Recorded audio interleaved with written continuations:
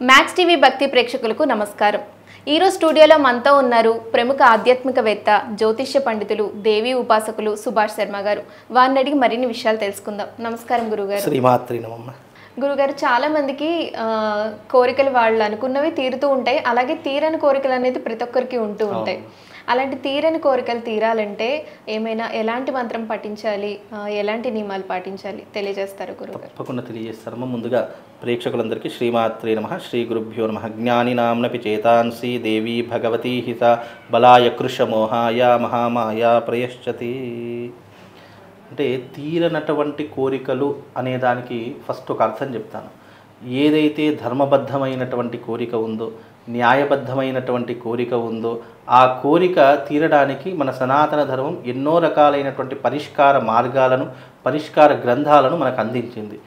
దీనిలో ప్రధానంగా ఒక కోరిక మనిషి కోరుకున్నాడు అని అంటే గనక ఆ కోరిక ఎదుటి వారికి హాని చేయకుండా, ఎదుటి వారికి ఇబ్బంది కలిగించకుండా మన జీవితం వృద్ధి చేసుకోవడానికి, మనం అభివృద్ధిలోకి రావడానికి ఆ కోరిక ధర్మబద్ధమైనది అయితే ఆ కోరిక నెరవేర్చుకోవడానికి ఎన్నో రకాలైనటువంటి మార్గాలు మన సనాతన ధర్మంలో అందించడం జరిగింది.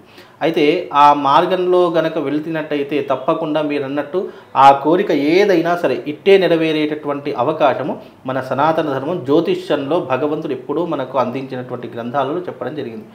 అయితే ఇక్కడ కోరిక అనగానే ఇష్టకామ్యము అని అర్థము. దీనికి ఇష్టకామేశ్వరి అమ్మవారిని ఆరాధించడం వల్ల, లేదు అనంటే చండీ పరదేవతను ఉపాసించడం వల్ల మనకు అనేక రకములైనటువంటి కోరికలు నెరవేరడానికి ఉపయోగపడుతుంది. అయితే దీనిలో యంత్రము ఉంది, యాగము ఉంది, మంత్రము ఉంది. అయితే ఎవరిదైనా సరే ఇష్టమైనటువంటి కోరిక నెరవేర్చుకోవాలి, ఎలాంటి కోరికైనా సరే ఆ కోరిక తొందరగా నెరవేరాలి అని అంటే గనక ఓం ఇష్టకామేశ్వరీ దేవ్యై నమః అనేటటువంటి ఆ మంత్రాన్ని రోజుకు 108 సార్లు జపించినట్టయితే ఆ కోరిక ఎలాంటిదైనా సరే ఇట్టే నెరవేరేటటువంటి అవకాశము ఈ మంత్రం ద్వారా ప్రతి ఒక్క మనిషి జీవితంలో ఏర్పడుతుంది. గురుగారు, నేను ఈ మంత్రం చేశానండి, అయినా నాకు ఈ కోరిక నెరవేరడం లేదు, నేను చాలా ప్రయత్నం చేస్తున్నాను అని కూడా చాలామంది అడుగుతూ ఉంటారు. దానికి ప్రధానమైనటువంటి కారణం నీకు మంత్రము ద్వారా కానటువంటిది మళ్ళీ తర్వాత నీకు యాగము ద్వారా అయ్యే అవకాశం ఉంటుంది. ఎందుకంటే కోరిక చిన్నదైనప్పుడు ఈ మంత్రం సరిపోతుంది.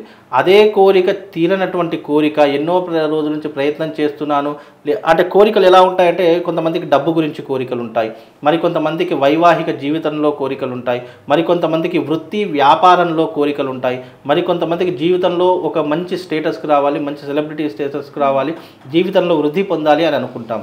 అలాంటి కోరికలు కూడా ఉంటాయి. అలాంటి పెద్ద కోరికలు కోరుకున్నప్పుడు వాళ్ళు జీవితంలో యజ్ఞము ద్వారా, యాగము ద్వారా వాళ్ళ యొక్క కోరికను నెరవేర్చుకోవచ్చు. ఎందుకంటే ఇది కలియుగము.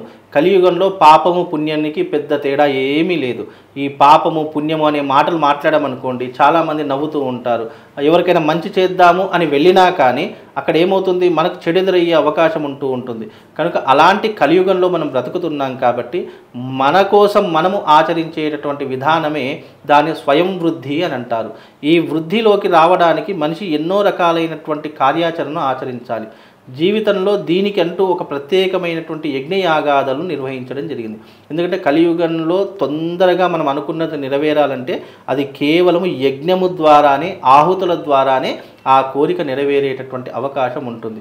దీనికి ఇష్టకామేశ్వరి యాగాన్ని కనుక చేస్తే మనం ఏ కోరికైనా సరే ఇట్టే నెరవేరుతుంది. దానికి ఇష్టకామేశ్వరి అమ్మవారి యొక్క యాగానికి ఎన్నో క్రతువులు, ఎన్నో రకాలైనటువంటి నియమ నిబంధనలు పెట్టడం జరిగింది. ఎవరైనా చేయవచ్చు. ఆ ఇష్టకామేశ్వరి ఎవరైనా అంటే ఇప్పుడు ఇష్టము అనేటటువంటిది చిన్నపిల్లలకు ఉండొచ్చు, పెద్దవాళ్ళకు ఉండొచ్చు, పైబడినటువంటి వాళ్ళకు ఎవరికైనా ఉండొచ్చు. అంటే మీ కోరిక సక్రమమైనది అయి ఉంటే గనక ఇష్టకామేశ్వరి యాగం చేసుకో. అది కూడా పాయసంతో చేయాలి యాగం. ఆ పాయసాన్నంతో అమ్మవారి యొక్క నామస్మరణ చేసుకుంటూ అమ్మవారికి సంబంధించినటువంటి బీజాక్షరాలు, మూలమంత్రములు ఇవన్నీ కూడా ఉంటూ ఉంటాయి. గుడిలో చేసుకోవచ్చు, ఇంట్లో చేసుకోవచ్చు, ఎక్కడైనా చేసుకోవచ్చు. ఇది రహస్యమైనటువంటి యాగము. ఈ యాగము రహస్యంగా చేసుకోవాలి. అలాగే ఈ యాగము చేసుకునేటటువంటి సాధకుడు దీనికి 10 రోజుల ముందే ప్రిపేర్ అయిపోవాలి. అంటే ఆ 10 రోజుల ముందు నుంచే ఆహార నియమాలు పాటించాలి, ఆహార పద్ధతులు పాటించాలి.